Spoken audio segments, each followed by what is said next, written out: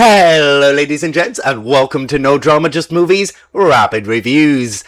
So, I watched Masters of the Universe recently, and I had some thoughts. Right off the bat, I loved the theme. I think it was really clear and strong. What makes a man? It's in Adam wearing pink, the housemate crying at romantic movies, the gym bros, Teela being stronger than Adam, or Duncan telling her she's the man he wished he was. I think the ultimate lesson is that it's fine to cry as a man. It's okay to talk things through instead of fighting, but at some point, you have to fight. Not to destroy, but to protect. That's a message I can get behind. As a fan of the original cartoon, the faithfulness really worked for me, especially compared to the 1987 adaptation. Just the look of everything. You can tell that the team had a real appreciation for the cartoon. I really didn't mind the names Adam gives everyone, or some of the people. I actually like the idea that stuff like Fisto or Ram Man come from the imagination of a 10-year-old boy. That makes sense. But it's still weird that none of the other guys are going, "Oh, you mean Jeff?" Because these people have normal names. Yes, there's someone like Teela, but you also have people like Duncan and Adam. So what are these guys really called? I am a massive fan of innuendo, but they took it a little bit too far with Fisto. Like, Fisto in itself, great name. Funny stuff. We know how silly it sounds. We know what it means. Any grown-up would hear that name and giggle a little bit. But leave the joke there. You don't have to ram it into me that hard. And that's how it's done, kids. I think Duncan is really the only person who gets a proper character arc. I liked his story.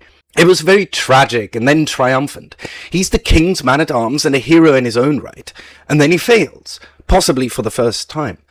What does he do with that? He completely crumbles. He becomes a useless drunk. He gives up, but then finds his strength again, and he comes back triumphant, getting his revenge on Trapjaw. Yes, it's a bit rushed, but the bones were there. Everybody else is just changing very quickly. Like Fisto and the others suddenly being proud of the names Adam has given them. And then take Adam himself. Yes, he becomes He-Man, I guess, the champion of Eternia, but what does he actually learn? How does he actually become the champion? He doesn't really have to do much for it. He doesn't have to build up his strength because he somehow already has that, and he doesn't even have to learn how to swing a sword. He can suddenly just do it. It would make sense if Adam and He-Man were completely different people. I would have loved to see a bit more of a distinction between the two. You have Adam, who doesn't know how to work a sword, but then you have He-Man, who just comes with that skill set, I guess. That would have made sense. I liked Jared Leto's performance. I liked the variation in his voice, and between this and the Hatbox Ghost in Haunted Mansion, I'm starting to feel like I can stomach him more easily when it's just his voice. As soon as it's the full Leto, there's something that's rubbing me the wrong way right now. The boss character didn't fit for me. I guess you want to make her an interesting, possibly quirky character, but she felt very much like she was taken from an SNL sketch. It was just a little bit too much, to the point where it got annoying. Lightning round! Love the cameo from Dolph Lundgren, original live-action He-Man, and him telling Galitzine, "You're in my spot."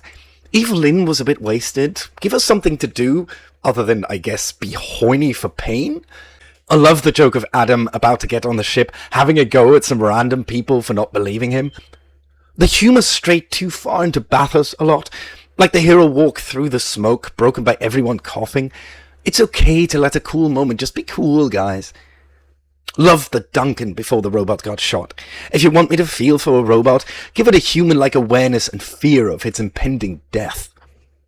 The toy origin really helped. Lots of unique-looking characters with cool attachments. Overall, the movie was fun, with a cast that seemed to really enjoy itself. I liked the references and the loyalty to the original cartoon, and I enjoyed spending some time in this kind of awesome fantasy space world. Most of all, I think, I enjoyed the theme and the message behind it. And yes, while the movie doesn't bother too much with the character arcs, and some of the jokes didn't land as well, it was still an entertaining ride. And that's all. Roll credits.